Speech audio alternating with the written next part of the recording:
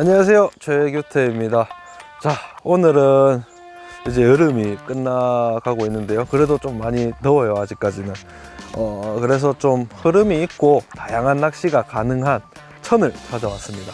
오늘 이 천에서 좀 작은 루어부터 큼직한 루어까지 다양한 루어로 한번 낚시를 풀어가 보도록 하겠습니다. 자, 드디어 뎁스사에서 사이드와인더 코리아 스페셜인 1투위수 시리즈가 출시되었습니다. 1투위수란 한 번의 캐스팅으로 물을 휘젓는다 라는 뜻을 가지고 있고요. 캐스팅부터 액션 그리고 랜딩까지 낚시의 진행 과정 속에서 앵글러가 주도한다는 의미를 가지고 있습니다. 1투위수 시리즈는 기획 단계부터 캐스터빌리티, 조작성, 그리고 범용성 이 세 가지를 중점으로 기획이 된 시리즈이기도 합니다. 가벼운 저항감을 가진 루어부터 정말 강한 저항감을 가진 루어까지 폭넓게 대응할 수 있다는 것을 오늘 보여드리려고 해요. 엄청 물이 얕고 맑으니까 좀 멀리서 시작할게요. 지금 아까 말씀드렸던 것처럼 여기는 지금 폭이 좀 좁아지면서 흐름이 있는 구간인데 비가 좀 오고 난 뒤에는 좀 여울이 지면서 되게 괜찮은 포인트일 것 같아요. 근데 지금 물이 수량이 적어도 충분히 좋은 여름 포인트라고 생각이 되는 게 첫 번째, 흐름이 있고요. 그리고 그늘, 이 오버행이 너무 잘 발달해 있어요. 흐름과 그늘, 이 여름의 가장 중요한 두 가지 조건을 갖추고 있기 때문에 이 수역에 베스가 존재를 한다면 정말 좋은 장소죠. 오늘은 약간 흐리긴 한데 좀 땡볕인 날, 더 여름에 정말 푹푹 찌는 날에 저런 오버행 아래 이제 그늘도 제공해주고 나무에서 떨어지는 벌레 같은 먹잇감도 제공해주는 특급 포인트.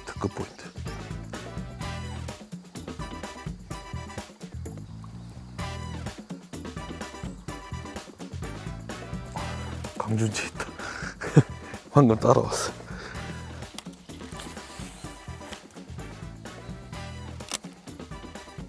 지금은 이제 오버행으로 된 오버행 아래 구간을 좀 더 존재감을 어필하면서 오래 보여주기 위해서 로드웍을 활용해서 워킹 도덕 액션을 주고 있는 거예요.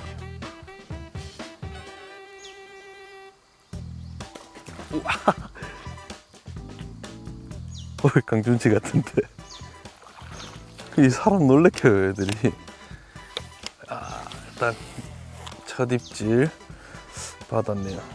말씀드린 대로 오버행에 뭐 베스든 강준치든 일단 있었고 입질을 해줬네요. 이런데 그늘 아래 오버행 아래 공략할 때 좀 중요한 부분이 이제 베스들이 보통 위를 많이 의식을 하잖아요, 여름철에. 특히 이제 오버행 아래는 나무에서 먹잇감들이 떨어지기 때문에 더더욱 위를 응시를 하게 되거든요. 그렇기 때문에 루어의 착수음이 너무 크지만 않으면은 루어가 착수를 하면은 주변에 있던 베스들이 관심을 가지고 몰릴 확률이 높아요.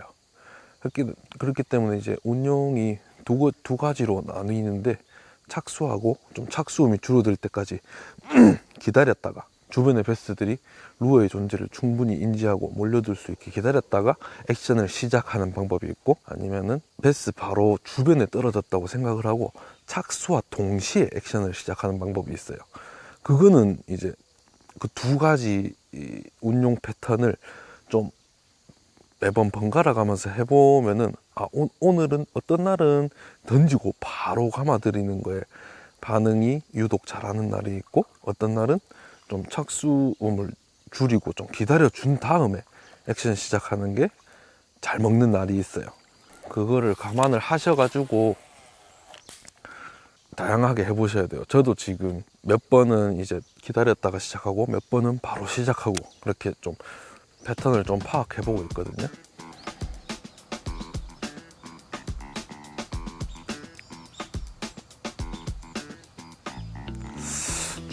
조금 움직임이 좀 과하고 빠른 것 같다는 느낌이 들어요. 자, 루어를 좀 교체해서 오버행 낚시에 있어서 정말 없어서는 안 되는 그런 루어입니다. 날개로 이렇게 척척척척척 헤엄을 쳐오기 때문에 나무에서 떨어져서 허우적거리는 벌레를 연상케 하죠.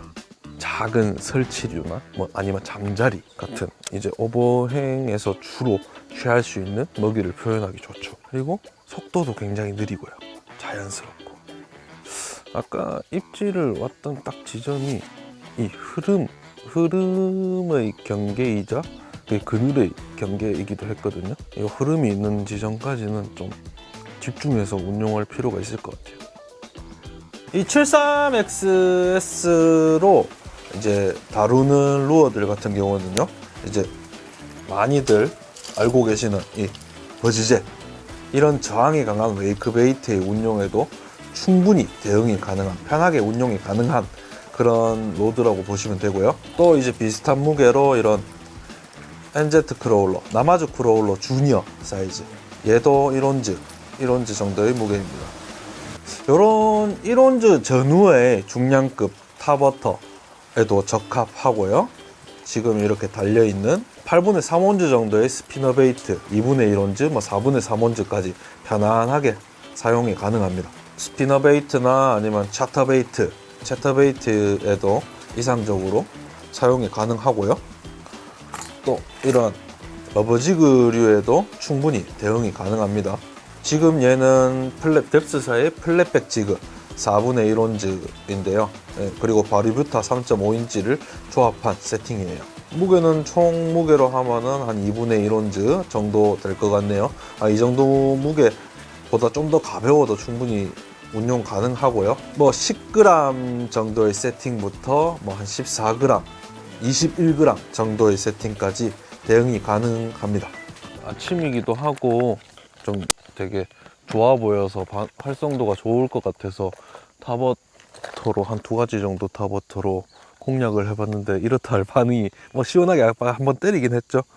그거 말고는 이렇다 할 반응이 없어요. 그래서 일단 수면 아래로 좀 들어갈 수 있는 스위밍직으로 재차 공략을 해보려고 해요.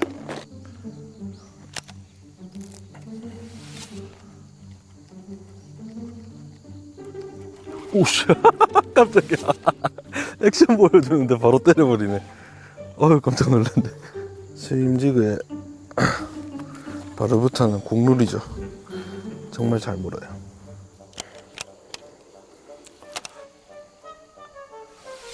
이렇게 감아도 되고요. 그냥 감아도 이제 뒤에 테일, 2개의 테일이 좀 스위밍 액션을 잘 연출을 하고요. 이렇게 방금 보여드렸던 것처럼 로드웍을 섞어서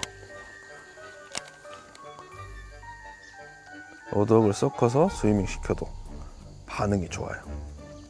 좀 더 강한 파동으로, 좀 저런 핀포인트 오버행 아래를 강한 파동으로 좀 더 많이 보여주고 싶을 때 이런 식의 운용을 하면 효과적이죠.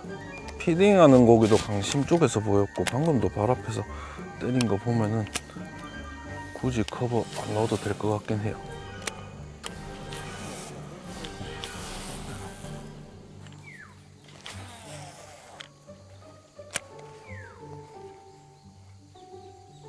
오, 절로 던지면 안 되겠다. 고기다, 고기. 저는 저 나무, 저 고무가 물속으로 뻗어서 쭉 타고 걸릴랑 말랑 하는 줄 알았거든요. 고기가 물고 옆으로 째는 거였어요.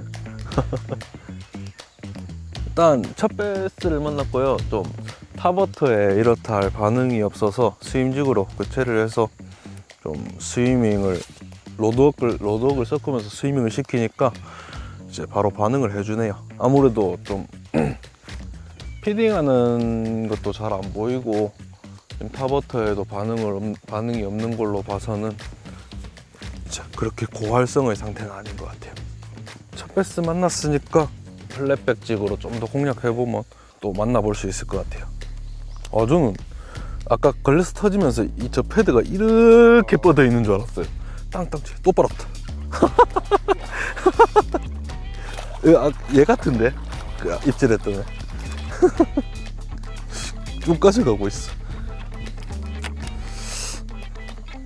아, 베스트 깨끗하고 좋네. 한 마리 잡고 좀 액션 좀 보여드리려고 했는데 바로 또 나오네요. 뭐 그만큼 요 앞에도 어떻게 보면 좀 물속에 수초가 좀 있어가지고 그 사이에 있던 베스인 것 같아요. 아까 전에도 이제 여기서 물었다가 빠졌었거든요. 개인 것 같아요. 얘가 이끌림이 안 됐던 애였거든요. 사이즈도 딱 요만했으니까. 수심은 1m 전후 정도인 것 같아요.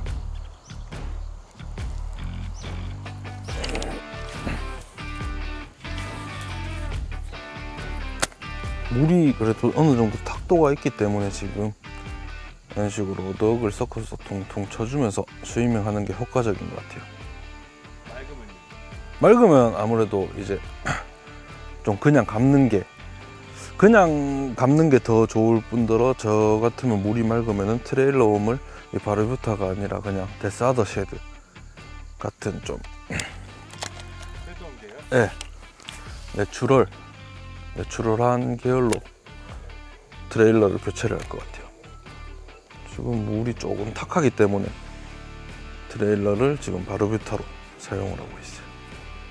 이런 지그류나 아니면은 노싱커 리그, 이 소프트 저그 베이트, 어느 정도 이제 챔질할 때 로드의 파워가 필요로 하는 이런 소프트 베이트 리그에도 충분히 가능한 정도의 허리 힘과 팁굿더 허리까지 좀 부드럽고 이제 버트 파워가 굉장히 강한 편이지만, 이런 다양한 소프트 베이트 리그에도 충분히 훅색과 운용이 가능한 정도의 휘임새라고 생각을 하시면 돼요.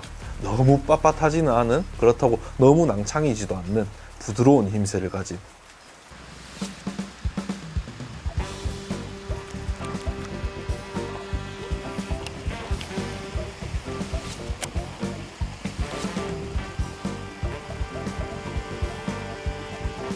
와, 작다.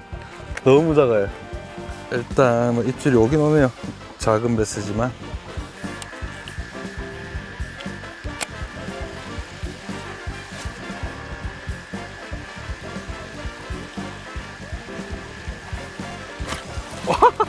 와, 쫓아나와서 때렸어.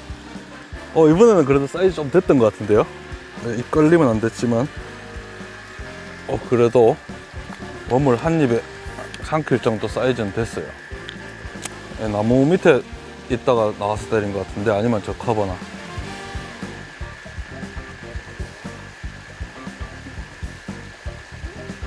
약간 예상 지점을 벗어나서 때려가지고 있다. 바로 뒤에까지 쫓아왔었어요. 한 30 중반쯤 되겠네요. 다시 돌아간다. 와라. 온다. 그래. 온다. 그래. 와! 터졌다. 라인 관리를 너무 안 했네. 아까 전부터 지금 커버 주변으로 좀 많이 공략을 하다 보니까 중간중간에 라인이 많이 쓸려 있었나 봐요. 방금 이제 이렇게 섀도움을 쫓아오다가 돌아가는 걸 보고 돌아오가는 방향으로 다시 던져서 릴링하니까 바로 다시 쫓아와서 덮쳐줬거든요. 사이즈가 30 중반이 아닌 것 같아요. 4자인 것 같아요. 얘는 다시 물지는 않을 것 같은데, 뭐 다른 개체들도 있을 거니까 계속 진행을 해볼게요. 지금 왁기릭으로 진행을 하다가 좀 나무 가지들이, 장가지들이 굉장히 많잖아요. 이런 때는 이제 왁기보다 리더레스 다운샷으로 좀 나무에 걸쳐서 좀 더 중층을, 표층부터 중층, 수면 아래까지 잘 공략을 하기 위해서 리더레스 다운샷으로 공략을 다시 이어나가 볼게요. 사실 이 73XS는 제가 몇 년 동안 가장 메인으로 사용을 하던 기존의 뎁스 사이드와인더 시리즈 중에 77XS 보아 컨스트릭터라는 로드를 계승한 모델이에요. 제가 그 77XS를 몇 년간 사용을 하면서 굉장히 만족을 했던 로드거든요. 사용을 하다 보니까 좀 단점이 있더라고요. 7피트 7인치라는 굉장히 좀 긴 길이 때문에 그립 또한 좀 긴 편이었고요. 로드 전체 길이 또한 길었고요. 이제 단순히 던지고 감는 루어에는 이상적으로 편하게 안정감 있게 운용을 할 수 있었지만 이 로드워크를 기반으로 하는 루어들의 사용에는 아쉬움이 굉장히 컸죠.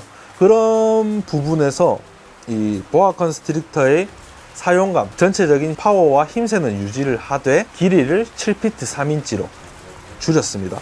블랭크와 이 그립의 길이를 적절하게 줄여냄으로써 이 로드워크 조작성을 이제 많이 향상을 시킨 모델이라고 보시면 돼요. 기존에 그냥 단순히 던지고 감는 루어부터 이제 펜슬 베이트, 파퍼, 저크 베이트 이런 루어들까지 더더욱 폭넓게 대응을 할 수 있는 슈퍼 버서타일 모델이라고 보시면 됩니다.